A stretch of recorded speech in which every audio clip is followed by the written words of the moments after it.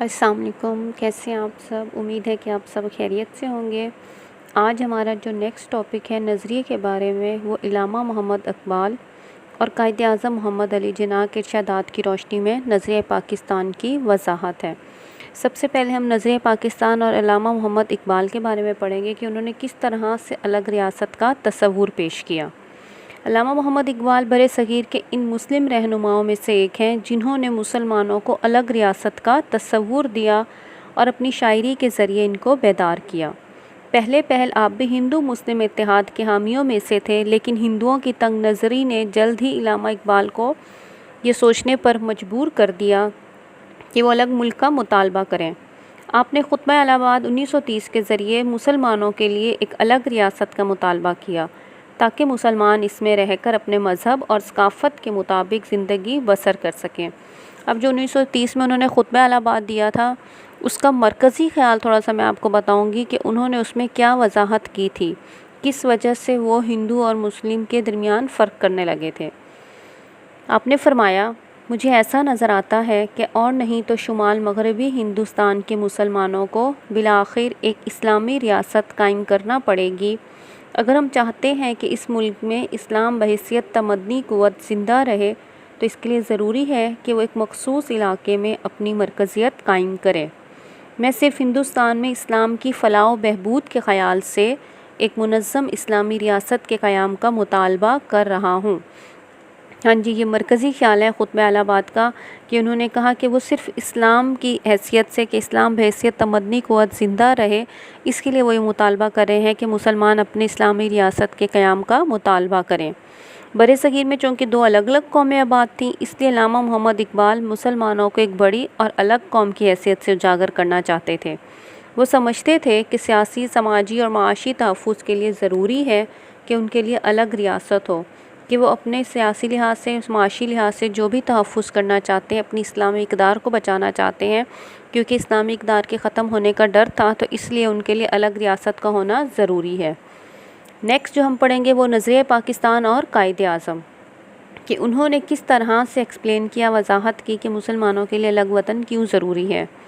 تاریخ میں کچھ ایسی شخصیات ملتی ہیں جنہوں نے اقوام کی تقدیر کو ہی بدل کر رکھ دیا۔ قائد اعظم محمد علی جناح بھی انہی شخصیات میں سے ایک ہیں جنہوں نے برِ صغیر کے مسلمانوں کی تقدیر کو بدل کر رکھ دیا۔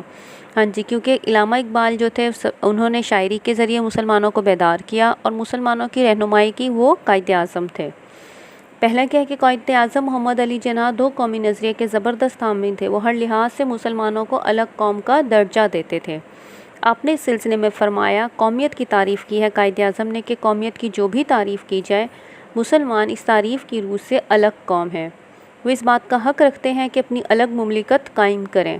مسلمانوں کی یہ خواہش ہے کہ وہ اپنی روحانی، اخلاقی، تمدنی، اقتصادی، معاشرتی اور سیاسی زندگی کی مکمل نشوونما کریں اور اس مقصد کے لیے جو طریقہ اپنانا چاہیں وہ اپنائیں۔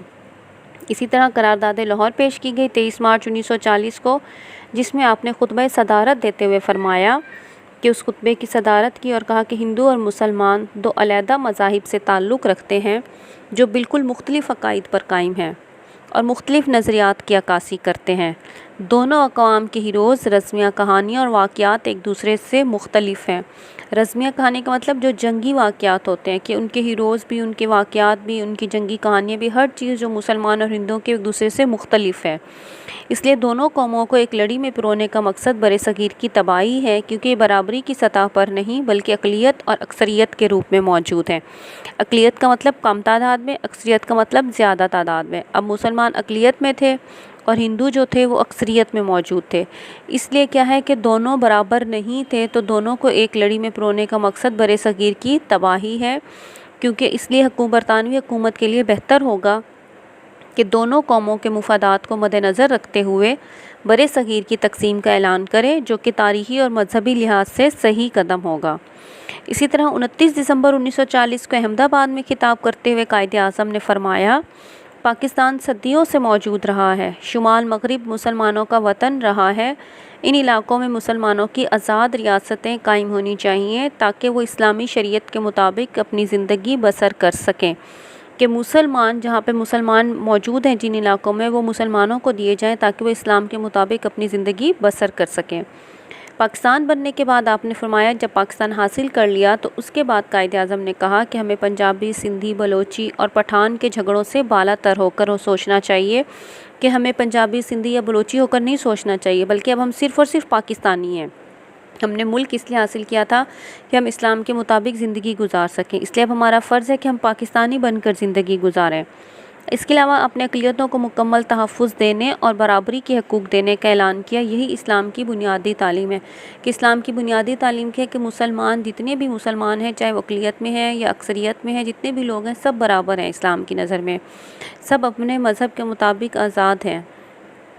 اسی طرح 11 اکتوبر 1947 کو حکومت پاکستان کے افسران سے خطاب کرتے ہوئے قائد اعظم نے فرمایا، ہمارا نصب العین یہ ہے کہ ہم ایک ایسی مملکت تخلیق کریں جہاں ہم آزاد انسانوں کی طرح رہ سکیں، جو ہماری تہذیب و تمدن کی روشنی میں پھلے پھولے، اور جہاں اسلام کے معاشرتی انصاف کے اصولوں کو ابھارنے کا موقع ملے۔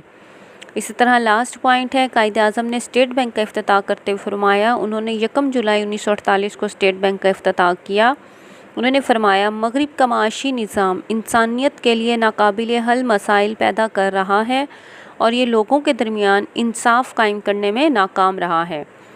ہمیں دنیا کے سامنے ایک ایسا معاشی نظام پیش کرنا چاہیے جو اسلام کے صحیح تصور مساوات اور سماجی انصاف کے اصولوں پر مبنی ہو۔ کہ مغرب کا جو معاشی نظام ہے، ظاہر ہے اس میں طاقتور کو سزا نہیں دی جاتی تھی، لیکن کمزور کے لیے حد لاگو کر دی جاتی تھی۔ اس لیے کیا تھا کہ کمزور جو تھا، جس کے پاس کوئی پاور نہیں تھی، وہ ہمیشہ بیچارہ جو تھا وہ انصاف کے لیے لڑتا رہتا تھا۔ اس لیے قائد اعظم نے کہا ہمیں دنیا کے سامنے ایک ایسا معاشی نظام لانا ہے جو اسلام نے کیا تصور مساوات کے سب انسان برابر ہیں اور انصاف کے اصولوں پر مبنی ہو، چاہے بادشاہ ہے، امیر ہے، غریب ہے، جو بھی ہے، انصاف سب کے لیے برابر ہوگا۔ تو امید ہے کہ آج آپ کو نظریہ پاکستان قائد اعظم اور علامہ محمد اقبال کے حساب سے آپ کو سمجھ آ گئی ہوگی کہ دونوں نے کس وجہ سے پاکستان الگ ریاست کا تصور پیش کیا۔ اللہ حافظ۔